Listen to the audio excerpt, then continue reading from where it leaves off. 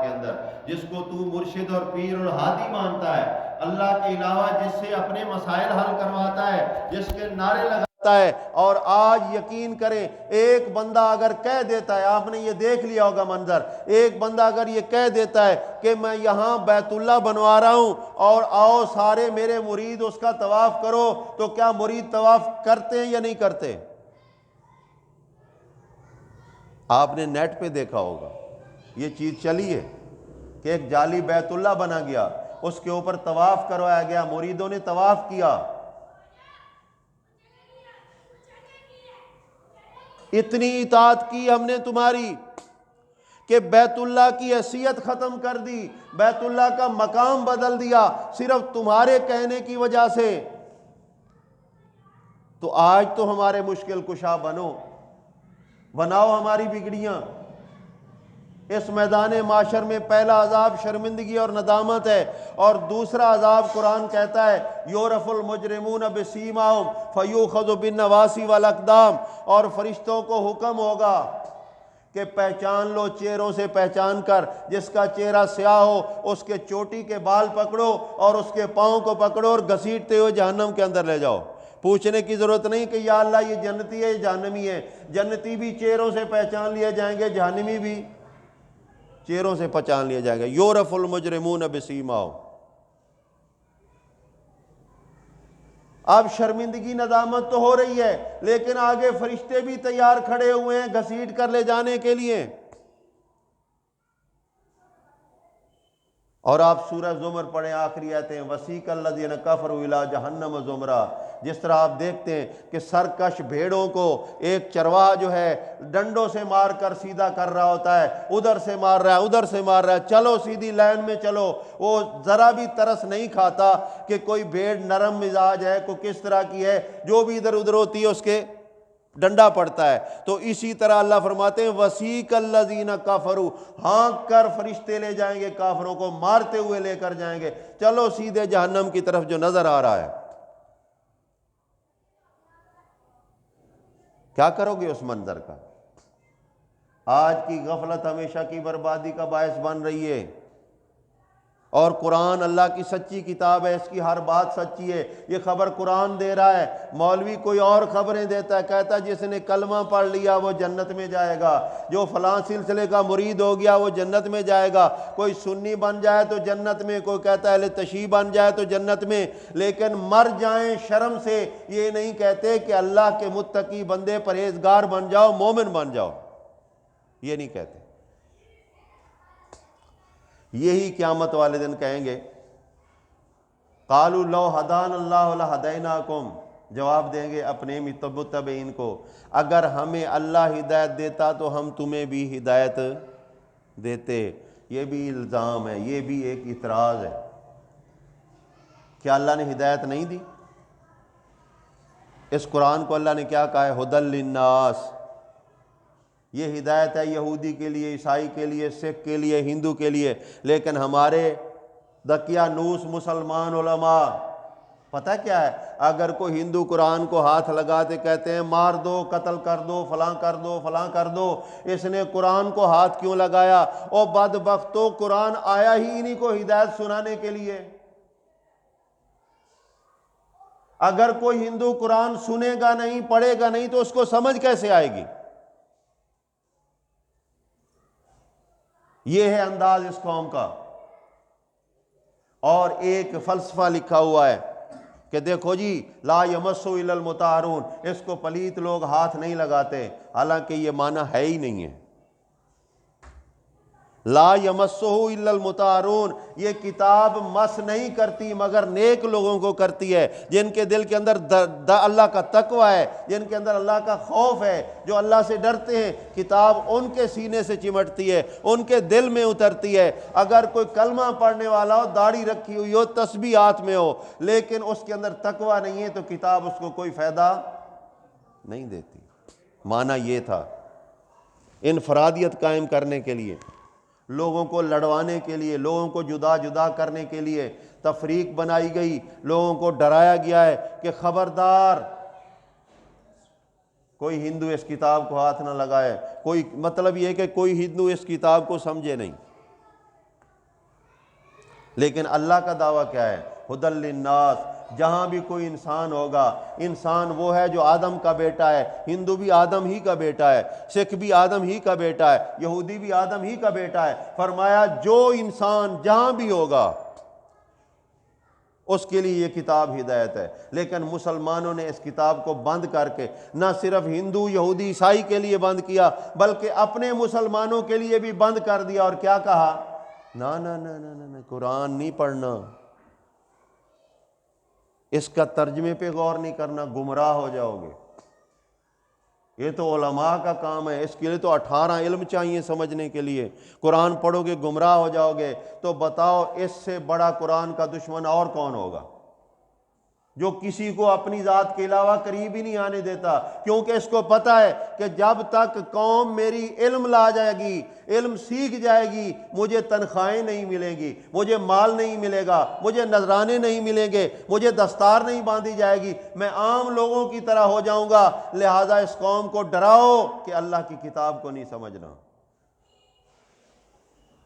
اس نے اپنے مفاد کے لیے قوم کو کتاب سے روکا، اور کل قیامت والے دن وہ منہ پہ مار رہا ہے، کہہ رہا ہے کہ اگر اللہ ہمیں ہدایت دیتا تو ہم بھی تمہیں ہدایت دیتے۔ تم بے وقوف تھے، تم نے اپنی عقل کا استعمال نہیں کیا، تم نے ہماری شخصیت کا اعتبار کیا، ہماری تقلید کی، لہٰذا آج کیا ہوگا؟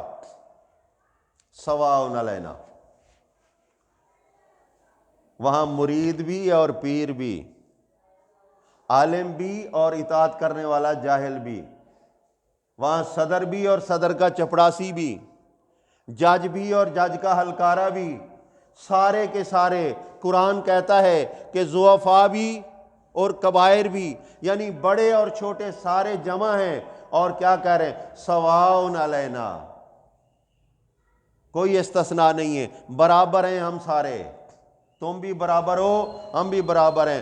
اجزینا ام صبرنا، ہم چیخیں پکاریں یا صبر کر کے عذاب کو بھوگتے ہیں، بات ایک ہی ہے۔ نہ استثناء ہمیں کوئی ملا ہے نہ تمہیں ملے گا۔ تمہاری اطاعت کی وجہ سے تم مجرم بنے جو اندھی اطاعت کی، اور ہمارے تکبر کی وجہ سے ہم مجرم بنے ہیں۔ ہدایت کچھ اور کہا کرتی تھی، ہم کچھ اور کیا کرتے تھے، لہٰذا آج ہم برابر ہیں۔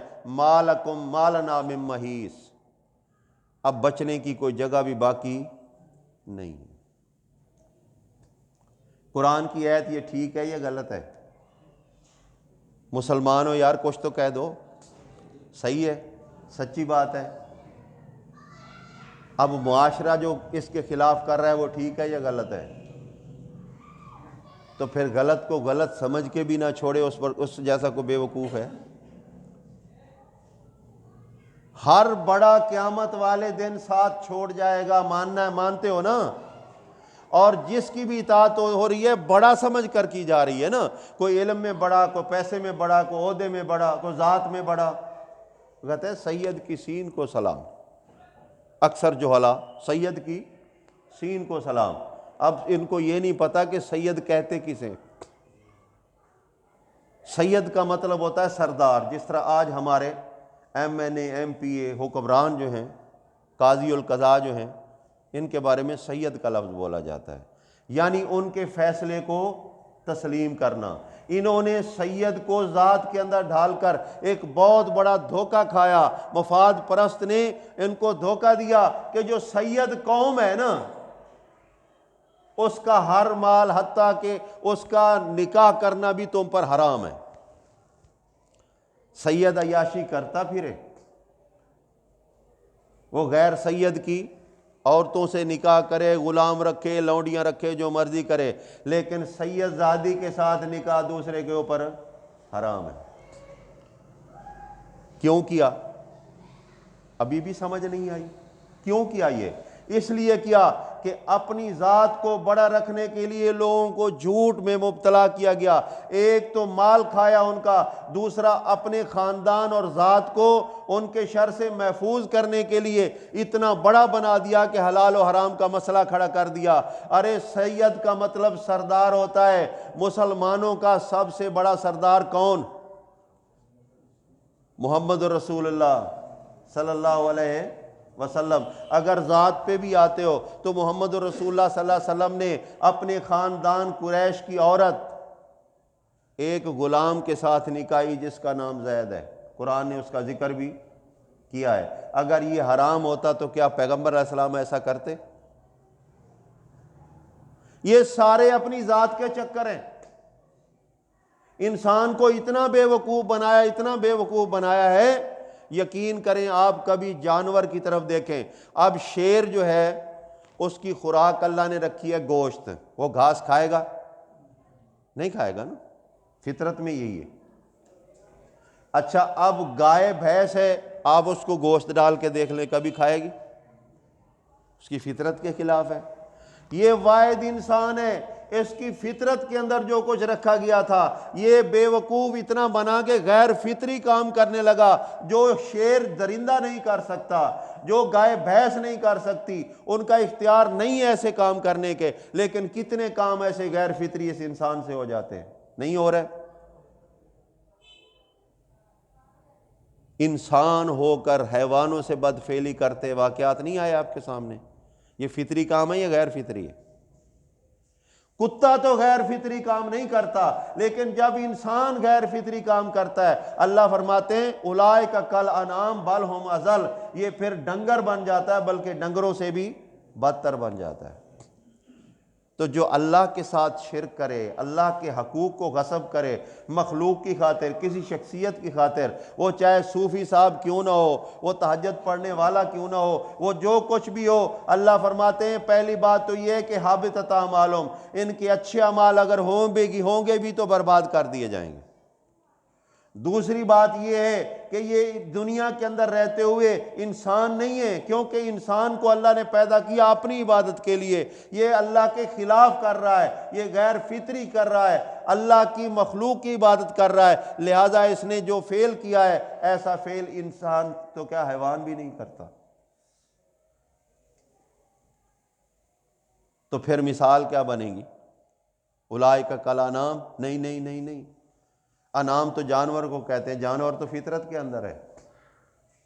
پہلی بات کہی اس کی بے وقوفی کی، کیونکہ جانور جو ہے وہ شعور سے ماورا ہے۔ پہلی پہچان کرائی بے شعوری کی، اولئک کالانعام، انسان نہیں ہے، انسان سے گر چکا ہے، یہ جانور ہے، ڈنگر ہے، چار پایا ہے، نہیں۔ پھر اس سے آگے بتایا کہ اب جو اس کا فعل ہے، پہلی شعور کی بات تھی، اب اس کے فعل کی بات ہے، بل ہم اضل، کیونکہ جانور جو ہے وہ اپنی فطرت کے خلاف فعل نہیں کرتا، بے شعور ضرور ہے لیکن اپنی فطرت کے خلاف فعل نہیں کرتا، لہذا یہ اپنی فطرت کے خلاف فعل کر رہا ہے، یہ ان سے بھی آگے گزر چکا ہے۔ تو آج دنیا کے اندر غیر فطری پہلی فطرت سنیے، سورہ روم کی آیت 30 نمبر ہے، اللہ فرماتے ہیں فطرت اللہ التی فطر الناس علیہا، اللہ تعالیٰ نے انسان کو فطرت کے مطابق پیدا کیا، اس کے اندر فطرت رکھی ہے، توحید کا مادہ رکھا ہے تاکہ توحید کو یہ سمجھ سکے۔ اگر یہ توحید کی اویئرنیس ملنے کے بعد پھر یہ جہالت کی طرف جائے تو پھر یہ ڈنگروں سے بدتر ہوا یا نہیں ہوا؟ اور میں تو اکثر کہتا ہوں نمازی، نماز پڑھنے والے ذرا اپنی نماز پہ ہی غور کر لیں۔ جب تیرے ہاتھ بندھے ہوئے ہوتے ہیں، ہاتھ باندھ کر کہہ رہا ہوتا ہے ایاک نعبد و ایاک نستعین، کہتا ہے، اکثر کو تو یہ توفیق ہی نہیں نہ ملتی۔ وہ ایک مثال ہے، دو دوست تھے، مسجد سے اذان آئی، ایک کہتا ہے ٹھہرو یار نماز پڑھتے ہیں، اس نے کہا یار جا تو پڑھ لے، میں کھڑا ہوں۔ وہ آیا، اس نے وضو کیا، وضو کر کے نماز پڑھی، اپنے رب کو یاد کیا، اتنا دل کے اندر محبت ہوئی مالک کی کہ کچھ ٹائم زیادہ ذکر میں لگا رہا۔ تو اب باہر والا کھڑا کھڑا تنگ آ گیا، تو باہر والا کہتا ہے او تجھے کون نہیں باہر آنے دیتا، میں تو کھڑا کھڑا تنگ آ گیا، اتنی لمبی نماز۔ اس نے کہا جو تجھے اندر نہیں آنے دیتا وہی مجھے باہر نہیں آنے دیتا۔ یہ بھی ایک نصیب کی بات ہوتی ہے۔ جب انسان اتنی لاپرواہی کر لے، اتنا جہالت پہ اتر آئے، اللہ کو بھول جائے، اللہ فرماتا ہے پھر تیرے لیے ہدایت کے راستے بند کر دیے جاتے ہیں۔ اور آج مسلمانوں کی یہی کیفیت ہے۔ جس کام کے لیے پیدا کیا گیا، ما خلقت الجن والانس الا لیعبدون، سورہ ذاریات کے اندر اللہ واضح طور پر بتا رہا ہے کہ میں نے انسانوں کو نہ تو بلڈنگیں بنانے کے لیے پیدا کیا ہے، نہ میں نے ان کو محلات بنانے کے لیے پیدا کیا، نہ ٹرانسپورٹ بنانے کے لیے پیدا کیا، نہ ان کو ایٹم بم بنانے کے لیے پیدا کیا، میں نے تو پیدا کیا ہے اپنی عبادت کے لیے۔ وما خلقت الجن والانس الا لیعبدون۔ اور آپ لوگ جانتے ہیں کہ نماز سب سے بڑی عبادت ہے، وہ عبادت جس کے اندر دونوں چیزیں ملتی ہیں۔ آپ کو بہت کم ایسی عبادتیں نظر آئیں گی جن کے اندر باطن کا بھی تعلق ہو اور ظاہر کا بھی تعلق ہو۔ واحد وہ نماز ہے کہ ظاہری طور پر انسان کا ماتھا زمین کے اوپر ہے، دیکھنے والا دیکھ رہا ہے کہ یہ اللہ کے سامنے جھکا ہوا ہے، لیکن باطنی طور پہ اندر سے آواز بھی آ رہی ہے تو یہ سبحان ربی الاعلی۔ اب سننے والا تو نہیں سن رہا نا، وہ تو دیکھ رہا ہے کہ یہ ماتھا ٹیک کے کھڑا پڑا ہوا ہے۔ ایک تو یہ دلیل ہے کہ اس نے اپنے چہرے کو اپنے مالک کے سامنے رول دیا ہے، اس خوبصورت چہرے کو جو انسان کے جسم کے اندر سے سب سے بہترین جگہ ہے، اس کو اپنے مالک کے سامنے اس نے زمین پہ گرا دیا ہے۔ ایک تو یہ دلیل ہے، اور دوسری دلیل یہ ہے کہ اس کا اندر بھی اس کے ساتھ ہے، سبحان ربی الاعلی، سبحان ربی الاعلی۔ یہ بار بار نہ صرف پریکٹیکل طور پہ بلکہ تھیوری کے طور پہ دونوں چیزوں کے اوپر یہ عمل پیرا ہو رہا ہے۔ لیکن افسوس ہے ان لوگوں کے اوپر جو کچھ سمجھنے جاننے کے باوجود بھی نماز نہیں پڑھتے۔ قرآن کیا کہتا ہے؟ اقم الصلاۃ ولا تکن من المشرکین، نماز قائم کرو، مشرکوں میں سے نہ ہونا۔ مطلب یہ ہے کہ مشرک نماز نہیں پڑھتا، مومن تو نماز پڑھتا ہے۔ اور دوسری جگہ فرمایا ان الصلاۃ کانت علی المؤمنین کتابا موقوتا، اور نمازیوں تمہاری خوش بختی یہ ہے کہ ایمان کے بعد اگر تم نماز کی پابندی کر رہے ہو تو قرآن گواہی دیتا ہے کہ یہ نماز تم پہ فرض ہے اس لیے کہ تم مومن ہو۔ تو جو نماز نہیں پڑھتا وہ مومن نہیں ہے۔ لوگوں کو غلط فہمی ہے، ہم جی شرک نہیں کرتے، اس نے شرک کی چند اقسام سیکھی ہوئی ہوتی ہیں۔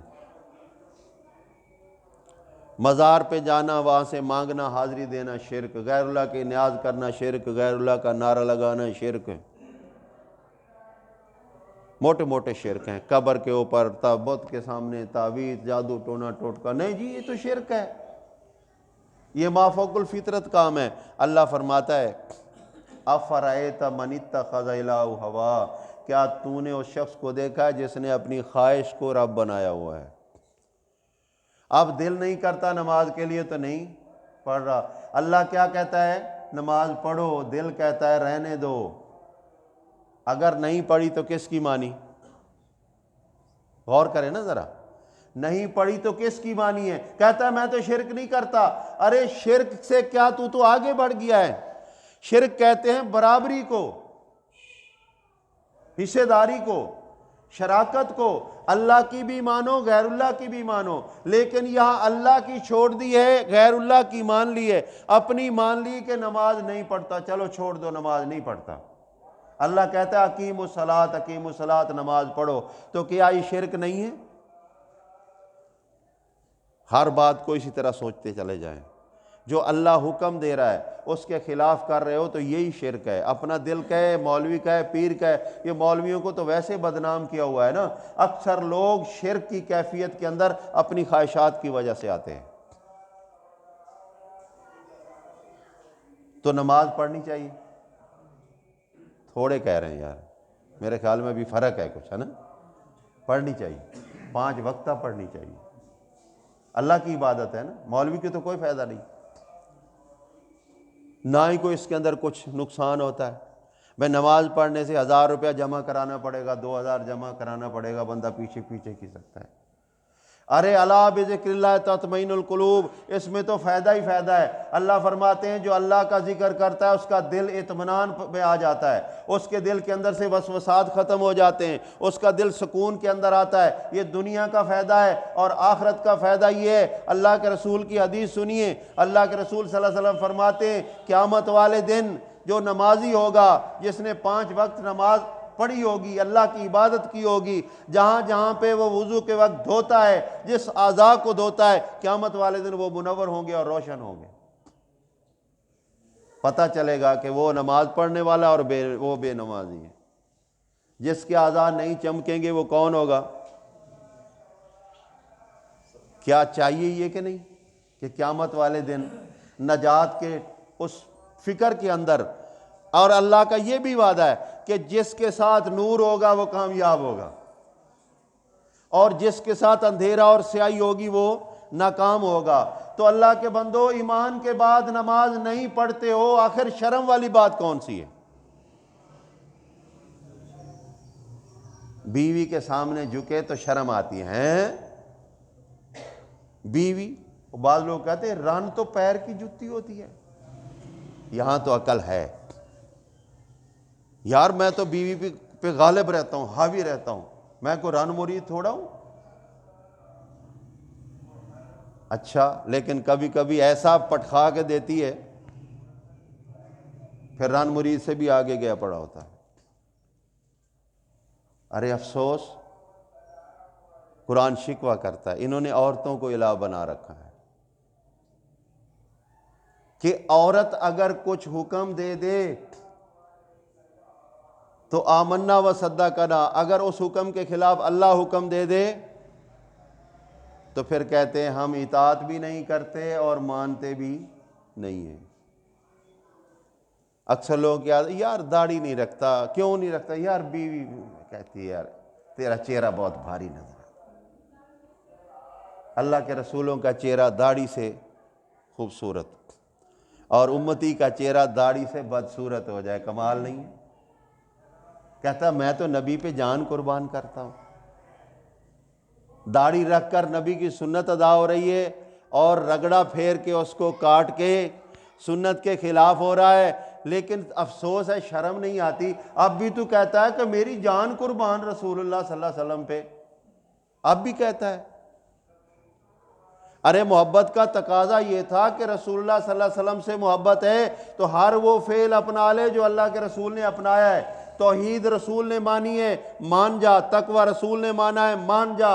سنت ہر وہ ادا کر، اللہ کے رسولوں نے حلال کھایا ہے اور سچی بات کی ہے۔ اللہ فرماتے ہیں یا ایھا الرسل کلوا من طیبات واعملوا صالحا، اللہ کا ہر رسول پاک کھانا کھاتا تھا، یعنی اس کے اندر حرام شامل نہیں ہوتا، نہ بے ایمانی، نہ سود، نہ فراڈ، نہ چکر، نہ ارلا، نہ پرلا۔ وَعَمَلُوا صالحا، اور ان کا ہر عمل وہ اچھا ہوتا تھا جس کے اندر اصلاح اور بہتری ہوتی تھی۔ کیا رسول اللہ صلی اللہ علیہ وسلم کی داڑھی تھی؟ تو اللہ کہتا ہے کہ اس میں بہتری ہوگی۔ تو جو چوتھے دن بلیڈ کے ساتھ رگڑ دیتے ہیں، بہتری کہاں سے آئے گی؟ عورت کا چہرہ اللہ نے بغیر بالوں سے بنایا ہے۔ اگر اور ایک عورت کے چہرے پہ بال آ جائیں تو اس کی شکل بری لگتی ہے۔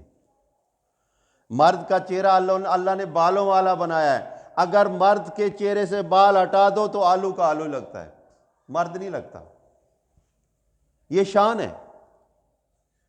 داڑھی سنت رسول بھی ہے، تیری مردانگی بھی ہے، لیکن ایک چھوٹا سا کام نہیں کر سکتا، بہت بڑا کام تو کس طرح کرے گا؟ سنت رسول میں کس طرح اپنی جان قربان کرے گا؟ ارے شرک کا معاشرہ کیسے چھوڑے گا؟ صحابہ کی طرح ہجرت کر کے کیسے تو مکے سے مدینے چلا جائے گا؟ ایسے صحابہ کے واقعات بھی ہیں کہ بڑے شوق سے شادی کی اور ابھی سہاگ رات نہیں آئی، اعلان ہو رہا ہے کہ جس نے اللہ کے راہ میں جہاد کرنا ہے نکل آؤ، تو وہ مجاہد بیوی کی طرف جانے کی بجائے زرہ اٹھاتا ہے، تلوار اٹھاتا ہے، اپنا گھوڑا۔ تو بیوی کہتی کہاں جا رہے ہو؟ اس نے کہا اصل مزہ لینے جا رہا ہوں، جو میرا اصل مقصد ہے۔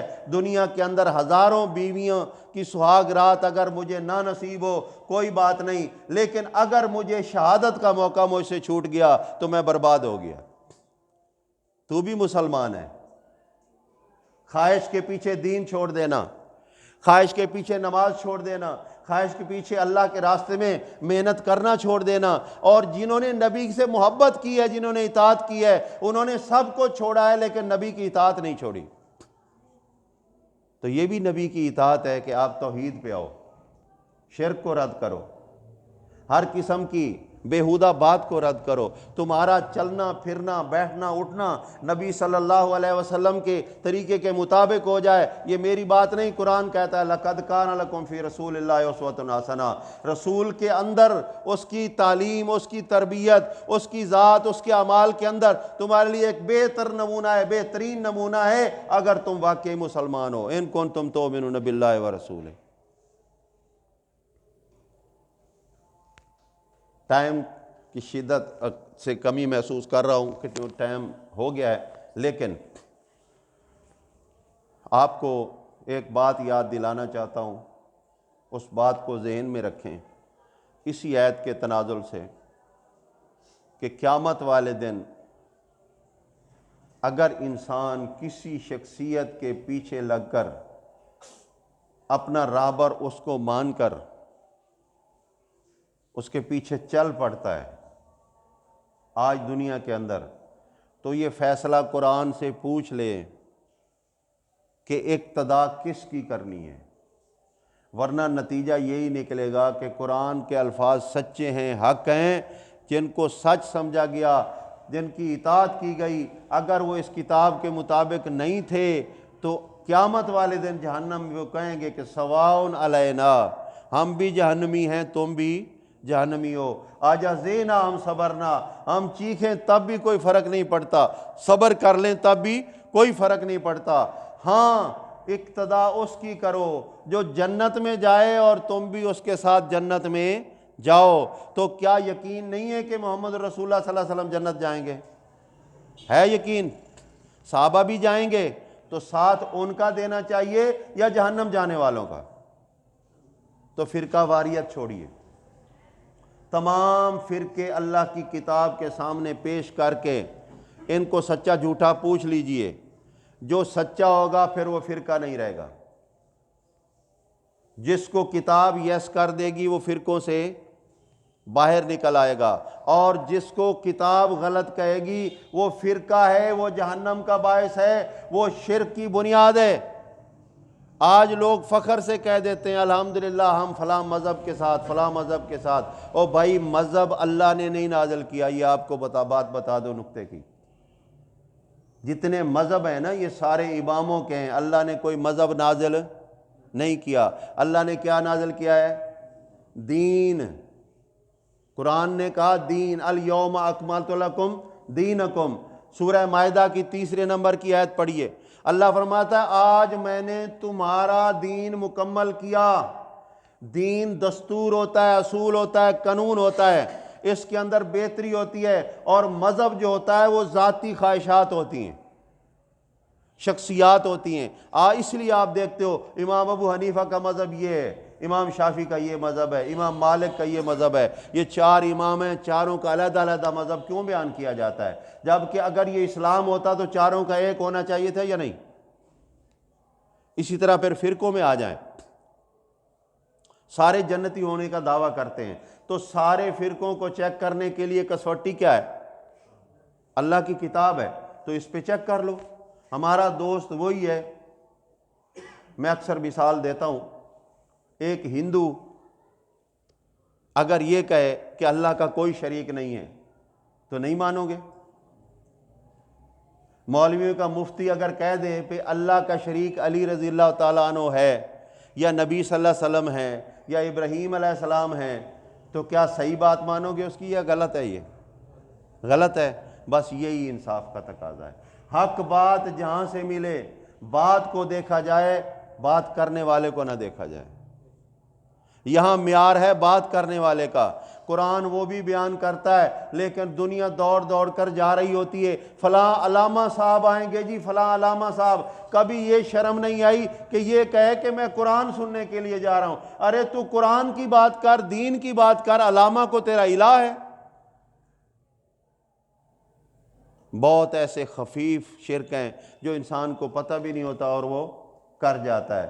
تو پیارے بھائیوں اور بہنوں، اس بات کا خیال رکھو، از حد ضروری ہے کہ جو عقیدہ آپ نے اپنایا ہے اس کو چیک کرنا ضروری ہے، اور چیک کرنے کی کسوٹی اللہ کی کتاب ہے، یہ آپ کو سچا راستہ دے گی۔ دوسری بات پھر گزارش کروں گا کہ للہ اگر اللہ کے بندے ہو تو اللہ کی عبادت کرو، اور اللہ کی عبادت کے اندر سے سب سے اہم ترین عبادت کیا ہے؟ نماز ہے، کیونکہ اللہ فرماتا ہے میرے قرب کا ذریعہ جو ہے نا وہ سجدہ ہے، واسجد واقترب۔ جب کوئی بندہ قیام کے بعد رکوع میں جاتا ہے پہلی سے زیادہ عاجزی کی حالت ہوتی ہے، ایسے ہے یا نہیں؟ قیام میں کھڑا ہوا ہے لیکن اب جھک گیا ہے، تو جو جھک جائے وہ زیادہ کمزور ہوتا ہے یا نہیں؟ پھر رکوع کے بعد جو زمین پہ گر جائے ماتھا لگا دے تو وہاں عاجزی کی انتہا ہوتی ہے، لیکن یاد رکھیے وہاں اللہ کی رحمت کی بھی انتہا ہوتی ہے۔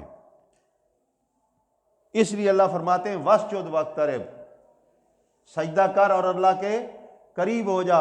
اسی لیے رسول اللہ صلی اللہ علیہ وسلم نے فرمایا الصلاۃ معراج المومنین، صلاۃ بظاہر تو انسان کو جھکاتی ہے نا، قیام پھر رکوع پھر سجدہ، ظاہری یہ علامت ہے، لیکن باطنی علامت کیا ہے؟ معراج المومنین، معراج عروج سے ہے، بلندی سے ہے۔ اللہ کے رسول نے فرمایا نماز مومنوں کو بلندی عطا کرتی ہے، اللہ کا قرب عطا کرتی ہے۔ تو للہ نمازوں کو ضائع نہ کیا کریں، اہتمام کے ساتھ پڑھیں۔ فویل للمصلین، بربادی ان نمازیوں کے لیے، نماز تو پڑھتے ہیں لیکن بے وقت کر کے پڑھتے ہیں، کوئی بے ٹائم پڑھ رہا ہے، کوئی قضا پڑھ رہا ہے، کوئی جماعت کا خیال نہیں رکھ رہا۔ اچھا اگر کبھی کوئی رہ بھی گئی تو رہ گئی، جبکہ سنت سے اتنی تاکید ہے۔ اللہ کے رسول صلی اللہ علیہ وسلم میں ایک غزوہ میں محاصرے میں پھنس گئے تو ان کی 4 نمازیں قضا ہو گئی۔ دیکھیں حالت جنگ بھی ہے، خطرات بھی ہیں، جان کی بازی لگی ہوئی ہے، لیکن 4 نمازیں قضا ہو گئیں۔ تو ظہر سے محاصرہ شروع ہوا، محاصرہ اور آدھی رات تک چلا گیا، حتیٰ کہ فجر ہو گئی۔ تو جب محاصرہ ٹوٹا تو کافر جو ہے وہ تتر بتر ہو گیا، تو اللہ کے رسول صلی اللہ علیہ وسلم نے صحابہ کو کہا کہ وضو بناؤ اور نماز ادا کرو۔ تو سب سے پہلے اللہ کے رسول نے ظہر کی نماز ادا کی، پھر عصر کی، پھر مغرب کی، پھر عشاء کی، اور پھر فجر کی نماز پڑھائی۔ تو سنت سے تو یہ ثابت ہے کہ اگر کسی مجبوری سے، کسی محاصرے سے نماز کا ٹائم رہ جائے تو اس کو فوراً قضا کر لو، کیونکہ زندگی کا پتہ نہیں ہے۔ لیکن یہاں بے فکری سے پتہ ہی نہیں ہوتا، یہ مومن کی شان نہیں۔ اللہ سے دعا کرتا ہوں اللہ تعالی ہمیں وہ عمل کرنے کی توفیق عطا فرمائے جو محمد رسول اللہ صلی اللہ علیہ وسلم نے کیے ہیں، اور اللہ تعالی ہمارے دلوں کے اوپر جو غفلت کے پردے پڑے ہوئے نا، خواہشات کے پردے، مال کے پردے، برادری، کنبہ، قبیلہ، کاروبار، بزنس، یہ وہ ارلم پرلم، یہ سارے شیطانی وسوسات ہیں۔ یار آج اگر ٹائم پہ نہیں گیا تو دکان کا بیڑا غرق، گاڑی جلدی نہیں بھرے گی، کلینک کیسے چلے گا، مریض واپس چلے جائیں گے، فلاں ہو جائے گا، فلاں ہو جائے گا۔ اللہ فرماتا ہے ایمان والو، شیطان تمہیں ڈراتا ہے اس بات سے کہ تمہارا رزق بند ہو جائے گا، لیکن اللہ تمہیں وعدہ دیتا ہے کہ تمہارے رزق کے اندر فراوانی کرے گا۔ تو کس کی مانے بھائی؟ اللہ کی مانے، یقین رکھیں اور اللہ کی عبادت کی طرف دوڑ کرائیں، چل کرائیں۔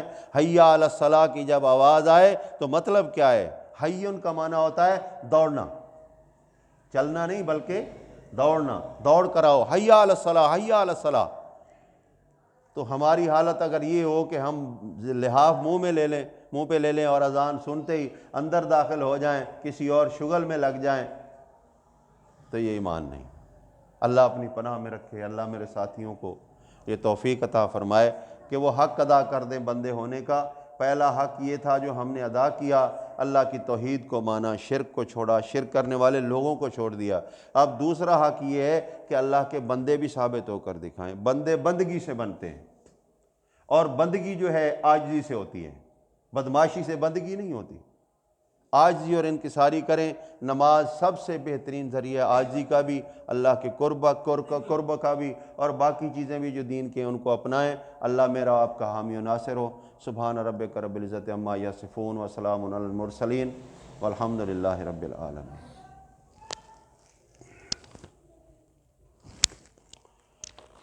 ربنا آتنا فی الدنیا حسنۃ وفی الآخرۃ حسنۃ وقنا عذاب النار۔ ربنا لا تزغ قلوبنا بعد إذ هديتنا وهب لنا من لدنك رحمة إنك أنت الوهاب۔ اللهم أيد الإسلام بالمسلمين، اذكروا الله يذكركم فادعوه يستجب لكم ولذكر الله تعالى أعلى وأكبر۔ صفحہ درست کر